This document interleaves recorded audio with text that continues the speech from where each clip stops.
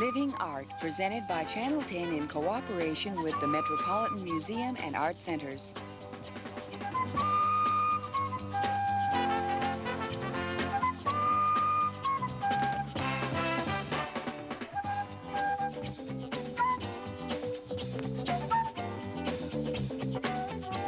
Hello, welcome to Living Art. I'm Juanita May, Director of the Schools of the Metropolitan Museum and Art Centers. Living Art is a program about people vitally interested in the visual arts. And my guests for this program are Ruth and Richard Shack. Glad that you're here. Glad to be here. They are connoisseurs of art, collectors of graphic art, and we will be talking not only about their collection, but the art of collecting art. But first, I would like to remind you that if you would like a brochure about our 111 classes in all the arts and crafts, please telephone 271-8450. That's 271-8450, and we'll be happy to send you a schedule of all of our classes and an exciting group of events that happens the year round at our 3 branches. Now, we have in the studio, the Shacks have brought some work with them. I think the things that we have first on the easel are pieces in the permanent collection at the museum, isn't that right? Correct? Yes, it's true. When did you make this wonderful contribution to the museum? Tell us a little bit about the Shack collection. Well, it started really way back about 20 or 25 years ago when we first came to Dade County, or even before that, as a matter of fact, when we were courting in New York. And when other people went to movies or did whatever it was they did, we chose to go to museums and to look at art and to appreciate art together. And to galleries, which we felt were very, very important. We learned a lot from visiting the galleries as well as the museums. And I think that, incidentally, was one of the first lessons that we ever learned, and it was a very, very important lesson. That was not to be afraid to go into a gallery and to treat a gallery as an experience for learning art. They're very, very anxious to have you as a future customer, and as a result, or a collector, and as a result, they will spend time with you. Most people feel that galleries are awesome. They're not. That's how we began. Now, are you speaking of the commercial galleries, the galleries that handle art for sale? Absolutely. There are people who are music aficionados but wouldn't dare talk about music until they have studied music and know it well. And the same for literature, and yet we all feel that we can be art critics without knowing the first thing about it. That's true. Now, then when, though, did you actually begin to acquire some pieces? Well, was it at this time? No, it wasn't until we came down here, and it began when we realized that there weren't too many places to see art down here. In those days, the only major facility was really the Miami Museum of Modern Art. It was some confused thing. Which is no longer right, it no longer exists, but Bernard Davis was the head of it, and a very, very brilliant man and a good friend, and one who convinced us that it doesn't do any good to see the art unless you live with it. And as a result of it, he convinced us that the trick is to take a plain white wall and hammer a nail into it and put something on there, but it's got to be something that you love and one that you feel you can live with. He did give us the courage to choose a piece of art and put our money on the line and say, this we like, this we want to live with. So that was the sort of the focal point, or the beginning of it then. But isn't there something, haven't I heard something about it, anniversaries? Or? Oh, well, that was how we kept it going. We kept it going by arranging for each anniversary or birthday, we would give each other a piece of art that had a value under $100. And oh, that's wonderful. Now we look back at some of those pieces, and it's incredible what's happened to them. But that was not the reason that we bought them then. I really feel that the wrong way to collect art is to collect it for investing. It happens by itself. And it's true that the majority of art, if your taste is right, and you can only develop that by talking to a lot of people, there will be a tremendous increase in art as an investment. But first you have to enjoy it. First you have to live with good pieces of art. Well, that was one of the reasons that I was really anxious to have the two of you on this program, because the fact that it is living art, and I know that both of you have very busy careers, Commissioner Shack and Richard. How would you describe your business? Well, I'm in the theatrical business. We represent a lot of I just didn't know quite the phrase to use. Yes. I know that you're very, very well known, very, very busy. But still you have time to acquire things that you enjoy, and it really is a part of your life. Your home is filled with it. You come home after a busy day's work, and then you can have this fine experience. Well, this was always a way for the two of us to be together and to enjoy each other's company, learning from each other, because while I have an immediate aesthetic experience when I look at something, Dick then takes that piece and researches it and discovers the artist and what made the artist tick and what makes the piece outstanding. So he's the scholar. He's the scholar. There's one in every Well, crowd. I think If you're it's more- lucky. If you're lucky. It's more being investigative. I think that a lot of people do things that are, to me, not functional. They'll play cards or they'll do something along those lines that I just don't find time for, but I do find time to get a piece of art and then dig in and find the history of it. And it just really is fascinating to me to find out how a piece was done. As a matter of fact, as a result of that investigative feel and Ruth's aesthetic feel, the two got together very, very early. We became friendly with a woman by the name of Tatiana Grossman, who founded Universal Limited Art Editions, which is probably, not probably, it is the #1 lithography workshop in the world right now. And it created Jasper Johns and Rauschenberg and Dine and Oldenburg. Those are pretty heavy names there. And one of the very first pieces that we got is still my favorite in the collection, and I know... And what was that? Robert Rauschenberg's Stuntman 1. And that piece now is a museum piece. It's unattainable. It's just one of my favorite pieces because we saw it being made. We saw it being produced. And it was one of the under $100 pieces, which is now in the very high 4 figures. So that there is a... That did increase your appreciation for it, seeing the process itself. I wanted to ask you this. You've just mentioned that it was one of your favorites.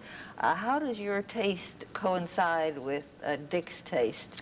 Well, my favorite story when people ask me that is, of course, when we went to a museum and I saw a piece that I dearly loved and asked Dick to go back to see if he could find a piece that he liked. And a day later chose the exact same piece that I did. And so we realized that this is not really an influence one on the other, but simply a coming together and a real understanding of what it is we're looking for. And does that happen often? Very, very frequently. That particular one was a one-man show, and there were over 60 pieces in the show. And we both ended up with the same piece. They were all in the same area, the same type. Speaking of numbers, do you reach the point that you have more than your walls can accommodate, and do you put some favorite ones up and take some down? No, we never put them away, Juanita, but the last time that the walls got too crowded, we gave a collection to the Metropolitan Museum. That's how it happened. Really what I was getting to. Well, that's a joy. That's really a pleasure. Because I know how generous that you have been with the community, because this then makes it available to the public from time to time. It goes on view, so you have been most unselfish in sharing well, we feel that we're this. dressing our children up and sending them out into the world. It's great fun to show off your favorite pieces. It really is. We have some of them here. I wonder if we could take a moment and have you talk about some of these. And I'd like the viewers to realize that these are among the pieces that you have put with the museum, and that they can be seen from time to time. One very important point before we do that, when we started collecting, we didn't really know what each piece was, or how, not the technique of the making of these pieces. And I think our enjoyment really blossomed a couple of years ago when we started taking courses at the Metropolitan Museum. And we found how difficult these techniques were, and there are some pieces, even a couple here, that we think are impossible to do because we found it impossible to do them. To do them at the time. Right, we try to recreate them. I remember being very impressed when Richard Shack himself walked in the school office to register. Not only that, but it was you went to evening school, Yes. you drove cross town, and didn't your daughter Yes. accompany you, and she also did some work. And the biggest thrill of my life was one of the pieces were chosen for the faculty student show, and it was shown. And I've never done another one. I think it was a one-time effort because I really don't have the capability. It is remarkable to get your hands dirty. It doesn't matter how much you read about it and how much you intellectualize the process until you actually try to recreate a piece or to create one of your own. That's when you have great appreciation for the pieces that you own. Indeed. Find out either how easy or how difficult some of the processes are. Yes. Let us do now talk about this first one. Seems to me it looks rather like an Indian. Can you give me a lead on the technique, the title, the artist, and so forth? This is a silk screen done by Klaus Oldenburg. It was done at Styria Studio in New York. It was part of the Peace Portfolio, and the Indian head has been a classic form for Oldenburg for many years. Oldenburg is best known for his soft sculptures and soft pieces. The great vinyl hamburgers, yeah, and that sort of thing. Well, I'm going to be the devil's advocate right now and say, you know, this looks like a child could have done it. Right. How is it that a famous artist did this sort of thing? Well, it was part of a portfolio in 1972 called the Peace Portfolio. It was originally put together with a Rauschenberg, a Anishkevitz, Fallstrom, Youngerman, several others I can't remember. Then the I want to Indian go to is your symbolic question. of something. Yes. Well, absolutely. Oldenburg's known for taking prosaic, ordinary, everyday items and working with them so that you're forced to look at them again and to discover your own perception of what these images are. Well, with this particular one, as I said, it was a peace portfolio, and it was a statement for America. And his indication was that the Indian was American. That was his statement. The Indian was the American. Right. Yes. Well, I think this is absolutely glorious. This is Adolf Gottlieb. This is a piece we got in 1966. I had a tremendously good feeling seeing it hang down at the Metropolitan Museum. And a year later, after we gave it, I had a very, very sad feeling that we wanted it back. Yes, very, very much. But now you come to see us more often. Right, that's it. We visited. See it. This particular piece is also a silk screen, and it's very, very typical of Gottlieb's oils and other work that he's done. This particular piece, it's an edition of 50. We bought it, and early in the year of '66, and later in the year, it was chosen as the Playboy Gift of the Year and reproduced in Playboy, and immediately sold out. And well, imagine. we were talking before about value of some of these things appreciating. This thing was very inexpensive as far as values now. Give a number. Can you? Yes. Can We paid, I think it was around $90 for it, and it's probably... That was just under your $100. Yeah, oh, it had to be under 100. Well, you know, this was not arbitrary. There still are very limited funds. Yeah, and you're very careful about how you spend money when it's limited. I will imagine. But this one was $90, and I've seen it in New York once since then at 10 times the value.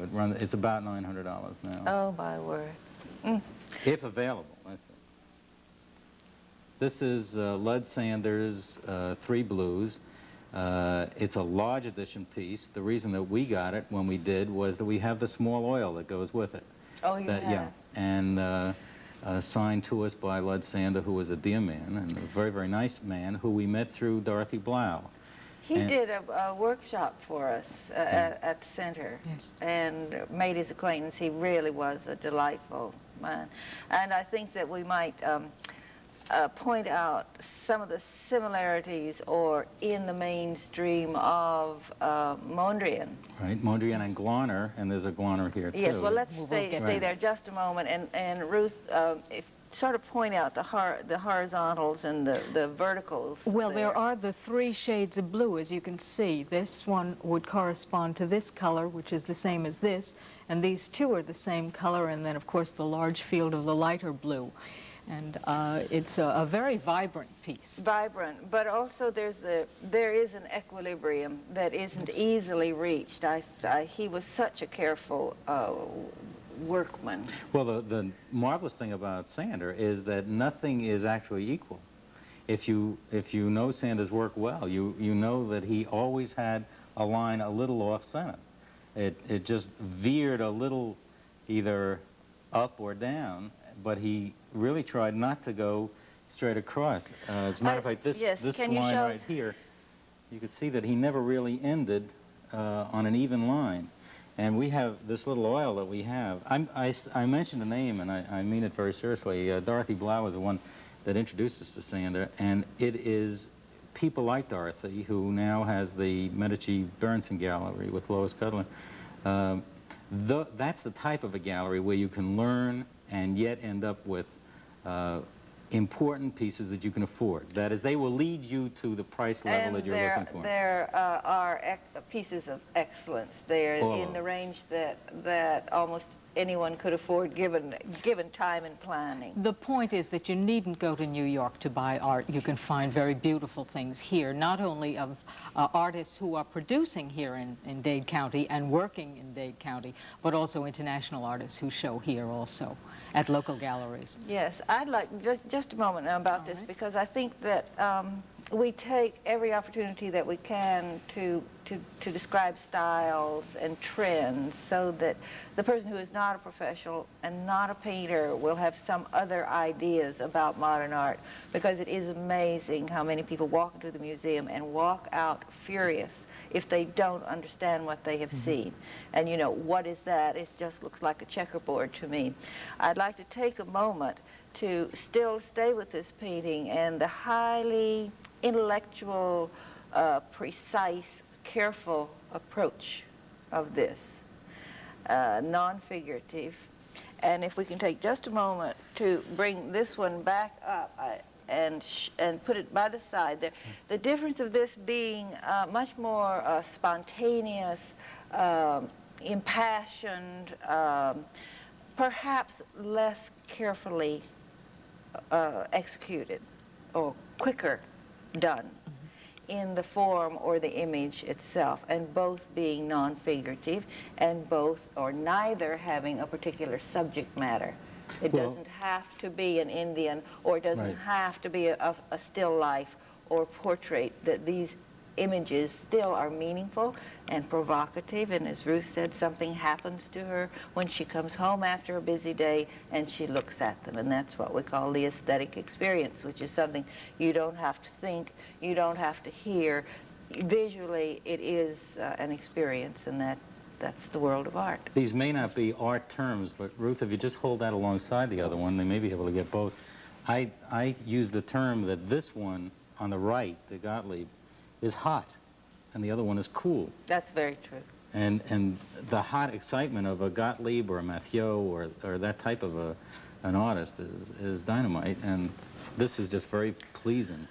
Now, this is an altogether different kind of experience. And Ruth, why don't you tell us what it is that we're looking at? Well, it evokes in me a memory of New York City and the Two Lions at the entrance to the public library, which was always one of the most exciting buildings that I could remember seeing.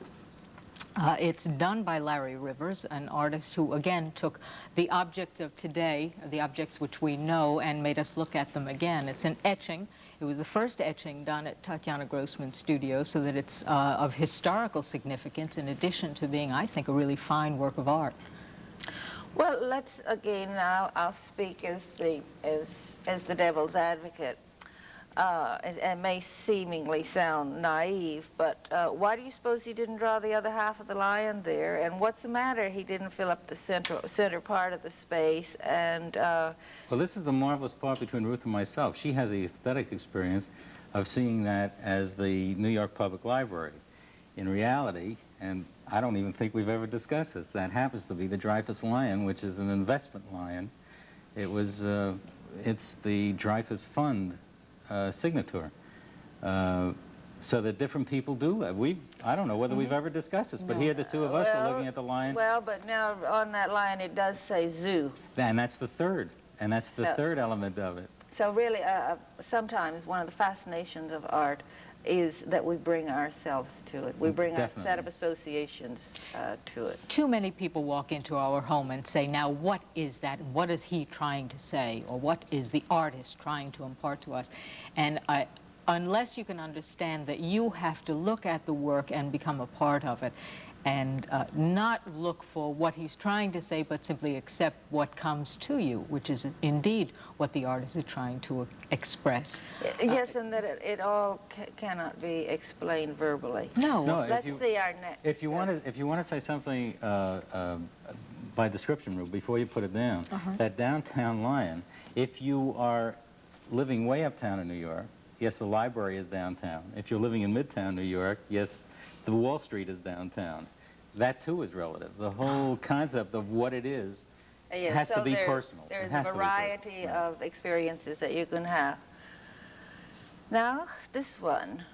That's one of the very, very early pieces done at Universal Limited Art Edition. It's it looks beautiful on the screen with oh, isn't that elegant? It's one of Fritz Glauner's early tondos in 1963. Tondo meaning round. Circle. Yes. The very, very, well, two things about prints that I bring up at the same time. There were 23 of these printed, of which approximately 15 went into museums, which left only 8. Of the 8, there are very few in private collections, and now we don't have this one. You have it, and that's another museum. And it's just an exciting piece. It's in the Mondrian style. Glauner unfortunately passed away within the last 2 years, and this is a very, very important piece to have in a major collection. And this last piece, I think, is one of the most tasteful. I just glow every time I look at it because of the precision and the elegance with which it's done. It's by Ruchet, who is a very, very contemporary artist working in California now, and again taking prosaic images and making elegant icons of them. This incidentally was done at University of South Florida, where he printed for a while, and it's part of a series called Real Estate Opportunities. You know, we live with these pieces. They're not away in the closet, and we don't have museum walls, and we don't have galleries in the house. They are in every room in our house. I think you have some photographs of your home here. Let's see. Well, let's try to see if we can. Let's try this one. Can see the Shack's abode with their art. And please tell us something about what we're seeing. Well, you're looking at a Bill King sculpture, and that's the man is a Bill King vinyl executive. The circular sculpture is a Joanne Lehman. Marvelous sculpture piece. A woman who works here in town and does some extraordinary pieces. Her husband is a politician, as my wife is. It's Congressman Lehman's wife. Ah, so. The pieces on the back, this was an early photo. I see the Glauner and the Downtown Lion and quite a few of the others. Good grief, I don't think you could get one more painting on that wall. Well, yes, we can. As a matter of fact, we recently got a thing called Black Watch, which is Gene Davis's, and what we managed to do there, if we can get that, is put the 3 pieces on the ceiling. And they are magnificent. They are stripes of color that are just elegant, and it's so exciting to walk into that room and see the ceiling filled with all of that color.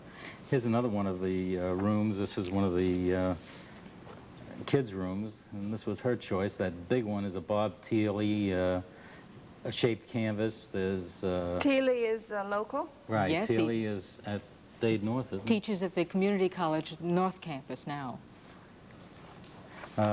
This is another shot of the main room, the other side. So Joanne's sculpture does look just beautiful, doesn't it? She and I were in high school together. Indeed. We've been friends for many, many years. The biggest joy that we had, though, was a couple of years ago. I don't remember how many. We managed to take down a majority of the pieces from our wall and put them in the Metropolitan Museum for a collector's show, they called it. Those are 5 sculptures by Linton Wells. figures of the family that are... Of the Shack family. Yes, and they're a lot of fun, and they're And they particularly... are soft sculptures and Right. right. And this is another shot in the Metropolitan Gallery. The entire gallery was filled with the Shack collection at that time. That was so It was marvelous. really impressive. It was just beautiful to walk into the room and to see those pieces which you live with constantly, properly lighted and properly exhibited. Well, and also, wasn't it a great satisfaction to you to see the people enjoying the art? Yes. And after all, that's really what it's all about, is the people seeing the work, coming to appreciate it, and then art itself has it. You have one more picture there, I think. Let's see if we can... Our tastes are really rather eclectic. We don't go to any one particular style or format. The one criterion is that the artist be a contemporary, someone from our time, because these are the most exciting times in which to live. How far back would that allow you to go, being contemporary? 10 Are you years, asking my 5 age? years, No, 2 no, years? no. I would say that the pop art or the contemporary art goes back to the 40s, the end of the New York school and the beginning of the pop school, and I think that's where we really began, and that's where we're happiest with. I mentioned Dorothy Blau before, but there are many good galleries down there. I don't want to lose them in the shuffle. Just for whoever's watching, the Luria Gallery, Gallery 99, Collection 24, Dimension Gallery, Virginia Miller. These are all outstanding galleries, and my suggestion is to just spend a lot of time in the galleries, and these people are willing to spend time with you. Right. And talk about them. And of course, that is so, to see it and to experience it. But I think also you said something very important before, that your appreciation was increased by your direct participation in it. And I'd like our viewing audience to realize that there are 111 classes in all the arts and crafts, and that each person might find the thing that they enjoyed most. They're small classes with 40 professional artists. So do telephone the museum, come to visit us at the museum, and try your hand at art. You may like it. It's fine. It's fun. It's fine. It's fun. It's fun. Thank you both for being with us. Ruth It was and very, Richard very nice. Shack.